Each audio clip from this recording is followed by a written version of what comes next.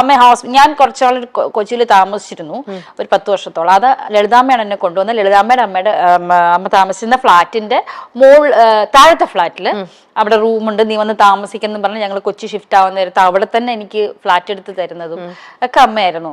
അപ്പോൾ എന്തെങ്കിലും ഒരു ആവശ്യം വന്നാലും സിദ്ധു എപ്പോഴും കാണില്ല. സിദ്ധു എന്തെങ്കിലുമൊക്കെ ഷൂട്ടിന്റെ തിരക്കൊക്കെ ആണെങ്കിൽ ഞാനായിരുന്നു അമ്മയെ കൊണ്ടുവരുന്നത്. പർച്ചേസ് ചെയ്യാൻ ഷോപ്പിങ്ങിന് പോകുന്നത് ഞങ്ങൾ ഒരുമിച്ചായിരുന്നു. ഹോസ്പിറ്റലിൽ കൊണ്ടുവരുന്നത് ഞാനായിരുന്നു. അങ്ങനെ ഭയങ്കര അറ്റാച്ച്മെന്റ് ആയി. അമ്മയ്ക്ക് വിഷമം വന്നാൽ അമ്മ എന്തെങ്കിലുമൊക്കെ ടെൻഷനോ വിഷമോ വന്നു കഴിഞ്ഞാൽ അമ്മയ്ക്ക് ഒറ്റ പ്രശ്നമേ ഉള്ളൂ, നമ്മുടെ ആകെയുള്ള നെഗറ്റിവിറ്റി അതാണ്. അപ്പം തന്നെ പോയിട്ട് കുറെ സാരി മേടിച്ച് ഷോപ്പ് ചെയ്ത് കാശ് കളയും. അതാണ് അമ്മയുടെ ഏറ്റവും വലിയ പ്രശ്നം. അപ്പൊ ലാസ്റ്റ് ഒക്കെ ആയപ്പോഴത്തേക്കും കുറച്ച് ബുദ്ധിമുട്ടും കാര്യങ്ങളൊക്കെ വന്നപ്പോഴേക്കും അമ്മയ്ക്കും ഈ പറഞ്ഞ പോലെ തട്ടിമുട്ടിയിൽ നിന്ന് വിട്ടു നിൽക്കാനായിട്ടൊരു വിഷമമായി. കാരണം ഓർമ്മയ്ക്ക് കുറച്ച് ഈ ഡയലോഗൊക്കെ കാണാതെ പറയുന്നതാണല്ലോ, അതൊക്കെ വന്നപ്പോഴത്തേക്കും കുറച്ച് അമ്മ ഒന്ന് റെസ്റ്റ് എടുക്കട്ടെ എന്ന് വിചാരിച്ചിട്ട് തന്നെ തട്ടിമുട്ടിയിൽ നിന്ന് മാറ്റിയപ്പോഴത്തേക്കും പാവം എന്നെ വിളിച്ച് ചോദിക്കുമായിരുന്നു, എന്താടി എന്നെ വിളിക്കാത്തെ? ഭയങ്കര വിഷമം. എന്താടി നീ പറ, എന്താടി എന്നെ വിളിക്കാത്തെ എന്നൊക്കെ പറയായിരുന്നു. എന്നിട്ട് ലാസ്റ്റ് സമയത്ത് അമ്മ തമിഴ്നാട്ടിലൊരു തമിഴ് സിനിമ ചെയ്തുകൊണ്ടിരിക്കുകയായിരുന്നു. ആ സമയത്ത് തന്നെ എന്താണെന്നറിയില്ല, ആ സമയത്ത് തട്ടിമുട്ടിന്ന് ചെയ്യാത്തോണ്ട് വിശേഷമൊക്കെ വിളിച്ച് ചോദിക്കുമായിരുന്നു. ആ സമയത്ത് എന്താണെന്നറിയില്ല, എന്നെ ഡെയിലി വിളിക്കുമായിരുന്നു. ഡെയിലി രാവിലെ വൈകുന്നേരം അല്ലെങ്കിൽ രാവിലെ ഉച്ചയ്ക്ക് വൈകുന്നേരം ഒരു നേരമെങ്കിലും എന്നെ വിളിക്കും. ഗുളിക കഴിക്കുന്ന പോലെ വിളിക്കും. വിളിച്ചിട്ട് വിശേഷങ്ങളൊക്കെ പറയും.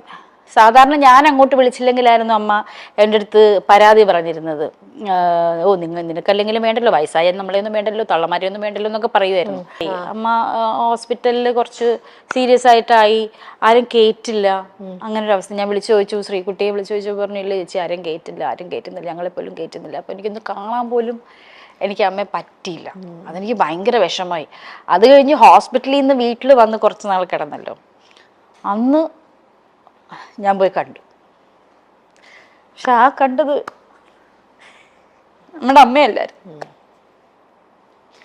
ശരിക്കും നമുക്ക് ആ ഒരു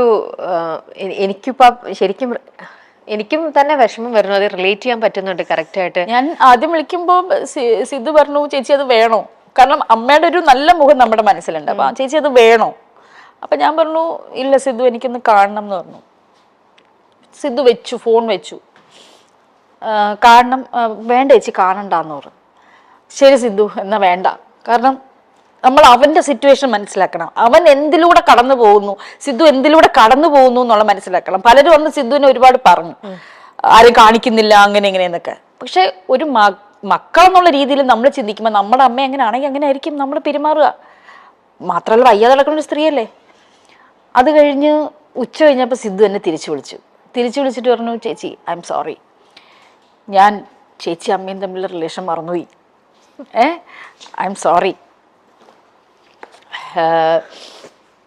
ചേച്ചി വാ, നിങ്ങൾ തമ്മിലുള്ള റിലേഷൻ ഞാൻ മറന്നുപോയി, ചേച്ചി വാ കാണാം. ഞാൻ പോയിട്ട് വിളിച്ചിട്ട് അറിയുന്നില്ല. ഞാൻ അമ്മയെന്ന് വിളിച്ചു, അമ്മ ഞാൻ വന്നെന്ന് പറഞ്ഞു. അന്ന് ഞാൻ മനസ്സിൽ വിചാരിച്ചത് എന്താണെന്ന് അറിയോ, കാരണം അവസാന കാലഘട്ടമായപ്പോൾ എന്നെ ഒരുപാട് ചീത്ത പറയുമായിരുന്നു. പെട്ടെന്ന് ദേഷ്യം വന്നിട്ട് വേറെ ആരെയും വിളിക്കില്ല, അടുപ്പുള്ളവരെ മാത്രമേ ചീത്ത പറയുള്ളൂ. നമ്മളും അങ്ങനെയാണല്ലോ. തീർച്ചയായിട്ടും. അപ്പൊ എൻ്റെ അടുത്ത് ഞാൻ മനസ്സിലിങ്ങനെ വിളിച്ചിട്ട് ഞാൻ മനസ്സിൽ പ്രാർത്ഥിച്ചതാണ്, ദൈവമേ 2 ചീത്ത പറയാനെങ്കിലും അമ്മ ഒന്ന് വാ തുറന്നിരുന്നെങ്കിൽ എന്ന് വിചാരിച്ചു.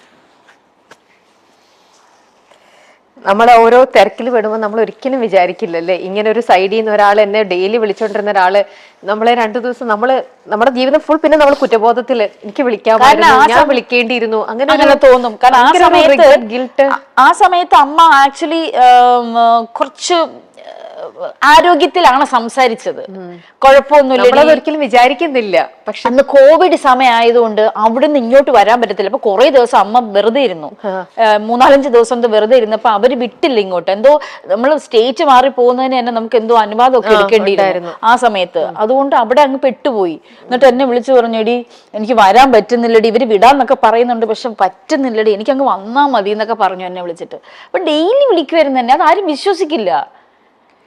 ആ സമയത്ത് അമ്മയുടെ കോൾ ലിസ്റ്റ് എടുത്ത് നോക്കിയാൽ കാണാൻ എന്നെ ഡെയിലി വിളിക്കും. നമുക്കറിയാം, കാരണം ചേച്ചിയും ലളിതാമ്മയും തമ്മിൽ നിങ്ങളുടെ ആ തട്ടിമുട്ടിയിൽ നിങ്ങളുടെ ആ ഒരു ബോണ്ടിങ് നമുക്ക് എല്ലാവർക്കും മനസ്സിലാക്കാവുന്നതേ ഉള്ളൂ. ശരിക്കും എത്രത്തോളം സ്വന്തം മോളെ പോലെ ആ ഒരു ഫ്രീഡം ഇപ്പൊ ചേച്ചി പറയുമ്പോൾ തന്നെ അത് ശരിക്കും അത് ഫീൽ ചെയ്യണു. നമുക്കിനിയിപ്പോ ഒന്നും ചെയ്യാൻ പറ്റില്ല. നമ്മൾക്കിപ്പം എന്താ പറയാ, അമ്മ സ്വന്തം അമ്മമാര് ചെയ്യുന്ന പോലെ തന്നെ മക്കളെ കൊണ്ട് ഓരോന്ന് ചെയ്യിക്കുന്ന പോലെ തന്നെ KSFയില് ചിട്ടി ചേർപ്പിച്ചത് ലളിതാമ്മയാണ്. Health insurance എടുപ്പിച്ചത് ലളിതാമ്മയാണ്. എനിക്കൊന്നും ഉണ്ടായിരുന്നില്ല. പിന്നെ ഈ കലാകാരന്മാർക്കുള്ള ക്ഷേമനിധി, അങ്ങനെ കുറെ സാധനങ്ങൾ പറഞ്ഞു. നീ ഇതെല്ലാം ഇപ്പൊ എടുത്ത് വെക്കണം, നിനക്കിപ്പോ ആവശ്യം കാണില്ല, പക്ഷെ നീ ഇതെല്ലാം എടുത്ത് വെക്കണം, നിനക്ക് ഭാവിയിൽ ആവശ്യം വരും എന്ന് പറഞ്ഞിട്ട് എന്നെ കൊണ്ട് നിർബന്ധിച്ചെടുപ്പിച്ചത് അമ്മയാണ്. ഒരു വീട് വാങ്ങിച്ച് എല്ലാം നമ്മളെ കൊണ്ട്, കാരണം ഒരുപാട് എക്സ്പീരിയൻസ് ഉള്ളൊരു ആളാണ്. KPSC ലളിതയെക്കുറിച്ച് എന്നും കണ്ണു നിറയാതെ മഞ്ജു പിള്ളയ്ക്ക് പറയാൻ പറ്റില്ല. പരമ്പരയ്ക്ക് ശേഷം തങ്ങൾ രണ്ടുപേരും വളരെയധികം അടുത്തു എന്നാണ് മഞ്ജു പിള്ള പറയുന്നത്.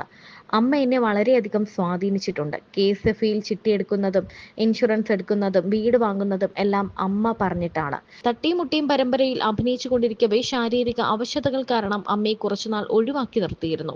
അമ്മയ്ക്ക് വയ്യായിരുന്നു. ആ സമയത്ത് അമ്മ എന്നെ ഫോൺ ചെയ്ത് ചോദിച്ച ചോദ്യമുണ്ട്, എന്താടി അവരെന്നെ വിളിക്കാത്തതെന്ന് ചോദിച്ച്. അത് പറയാനാകുന്നില്ല, അത്രയ്ക്ക് വിഷമമുണ്ടെന്നാണ് മഞ്ജു പിള്ള പറയുന്നത്. ഇതേക്കുറിച്ച് KPSC ലളിതയുടെ മകൻ സിദ്ധാർത്ഥ് ഭരതനും സംസാരിച്ചു. ഒരു സെറ്റിൽ നിന്നും അടുത്ത സെറ്റിലേക്ക് പോകുന്ന ശീലമായിരുന്നു. കോവിഡ് വന്നപ്പോൾ ഇതെല്ലാം തെറ്റി. ലോക്ക്ഡൌണിൽ മാനസികമായി തളർന്നു. കുറച്ചുനാൾ കഴിഞ്ഞാൽ ശരിയാകുമെന്ന് ഞാൻ പറഞ്ഞു. ഇല്ലടാ, നിനക്കറിയില്ല, ഒരു ആർട്ടിസ്റ്റ് ഇരുന്നു പോയാൽ ഇരുന്നു പോയതാണെന്നാണ് അമ്മ പറഞ്ഞതെന്നും സിദ്ധാർത്ഥ് ഓർത്തു. അതുപോലെ തന്നെ നമ്മുടെ മലയാള സിനിമയ്ക്ക് എന്താ പറയാ, നമ്മുടെ മലയാള സിനിമയിൽ ഇന്നലെ ചേച്ചിക്ക് അറിയാമായിരിക്കും, കലാഭവൻ മണിച്ചേട്ടന്റെ 8ാമത്തെ ഡെത്ത് ആനിവേഴ്സറി ആയിരുന്നു ഇന്നലെ. ഇത് പറയുന്ന പോലെ മലയാള സിനിമ ഇഷ്ടപ്പെട്ട എല്ലാവരും കണ്ടുകൊണ്ടിരുന്ന, നമ്മുടെ ലളിതാമ്മേനെ ഇഷ്ടപ്പെട്ട പോലെ തന്നെ എല്ലാവർക്കും ഇഷ്ടമായിരുന്നു മണിച്ചേട്ടനെ. പെട്ടെന്ന് മണിച്ചേട്ടന്റെ ആ ഒരു ഇത് ആർക്കും അങ്ങനെ ആക്സെപ്റ്റ് ചെയ്യാൻ പറ്റിയില്ല. എല്ലാവരും വേദനിപ്പിച്ച ഒരു കാര്യമാണ്. നമുക്ക് ചേച്ചി തന്നെ നമ്മുടെ നേരത്തെ ഒരു ഇന്റർവ്യൂവിൽ മണിച്ചേട്ടനുമായിട്ടുള്ള ഒരു അനുഭവത്തെക്കുറിച്ച്, അല്ലെങ്കിൽ നിങ്ങൾ ചെയ്ത ആ ഒരു എക്സ്പീരിയൻസിനെ കുറിച്ച് ചേച്ചി പറഞ്ഞൊരു ബൈറ്റ് ഉണ്ട്. നമുക്ക് അതൊന്ന് കണ്ടിട്ട് നമുക്ക് അതിലേക്ക് വരാം. കലാഭവൻ മണിച്ചേട്ടനുമായിട്ട് അഭിനയിക്കുന്ന സമയത്ത് എന്താ ഭയങ്കര തമാശയും ബഹളവും കാര്യങ്ങളും, ഭക്ഷണവും എല്ലായിടത്തുനിന്നും ഭക്ഷണം വാങ്ങിക്കും, അങ്ങനെയൊക്കെ. നിങ്ങളുടെ ആ ഒരു സീൻ മറ്റേ പാറയിൽ ചേച്ചി അലക്കിക്കൊണ്ടിരിക്കുമ്പോ പാറയുടെ കളറും നിന്റെ കളറും ഒരുപോലെയാന്ന് പറയില്ലേ മറ്റേ സിനിമയില്, ആ ഒരു ഡയലോഗ് ഭയങ്കര രസമായിരുന്നു. അതിന് വലിയ കുറച്ച് കഴിഞ്ഞപ്പോ ഞാൻ സിനിമയൊക്കെ അഭിനയം നിർത്തിയല്ലോ, അപ്പൊ പിന്നെ കോണ്ടാക്ട്സ് ഒന്നും ഇല്ലാതെ പോയി. ചേച്ചിക്ക് അന്നത്തെ ആ ഒരു ന്യൂസ് എങ്ങനെയായിരുന്നു? ചേച്ചി എത്രത്തോളം? അല്ല, അതെല്ലാം നമുക്ക് നമ്മുടെ പ്രിയപ്പെട്ട, എനിക്ക് എൻ്റെ അടുപ്പുള്ള ആൾക്കാരാണ് പോയത് എല്ലാവരും. കൽപ്പന ചേച്ചി, എത്ര പേരാ, ഇവരൊക്കെ എനിക്ക് അടുപ്പുള്ളവരാ. ഇതൊക്കെ പ്രതീക്ഷിക്കാതെ പോയവരാ. എനിക്ക് പറ്റുന്നുണ്ടായിരുന്നില്ല കൽപ്പന ചേച്ചിയുടെ. മണിച്ചേട്ടൻ്റെ അതുപോലെ തന്നെ നമ്മൾ ഒരു ഞെട്ടലായിരുന്നു ശരിക്കും. അയ്യോ, കാരണം മണിച്ചേട്ടനുമായിട്ട് ഞാൻ കുറേ നാളായിട്ട് എനിക്ക് കോണ്ടാക്ട്സ് ഇല്ല, കുറേ നാളുകളായിട്ട് കോണ്ടാക്ട്സ് ഇല്ല. കാരണം ഞാൻ സിനിമയിൽ നിന്നൊക്കെ അഭിനയം നിർത്തി പോന്നു, പിന്നെ പിന്നെ കോണ്ടാക്ട് ചെയ്തേണ്ടി വന്നിട്ടില്ല, കോണ്ടാക്ട്സ് ഇല്ല. പക്ഷെ എനിക്ക് ലളിതാമ്മ, കൽപ്പന ചേച്ചി, സുബി കണക്റ്റഡ് ആണ്. എന്ത് ഡെയിലി അല്ലെങ്കിൽ ഒരു ആഴ്ചയിൽ 1-2 പ്രാവശ്യമൊക്കെ വിളിക്കുന്ന ആൾക്കാരാണ്. അപ്പൊ ഏറ്റവും കൂടുതൽ എനിക്ക് വിഷമം തോന്നി എപ്പോഴും മണിച്ചേട്ടൻ പോയപ്പോ ഞങ്ങൾക്കൊരു ഞെട്ടലായിരുന്നു. അയ്യോ പോയോ എന്നുള്ള. പക്ഷെ ബാക്കിയുള്ള മരണങ്ങളൊന്നും നമുക്ക് അക്സെപ്റ്റ് ചെയ്യാൻ പറ്റാത്തതായിരുന്നു.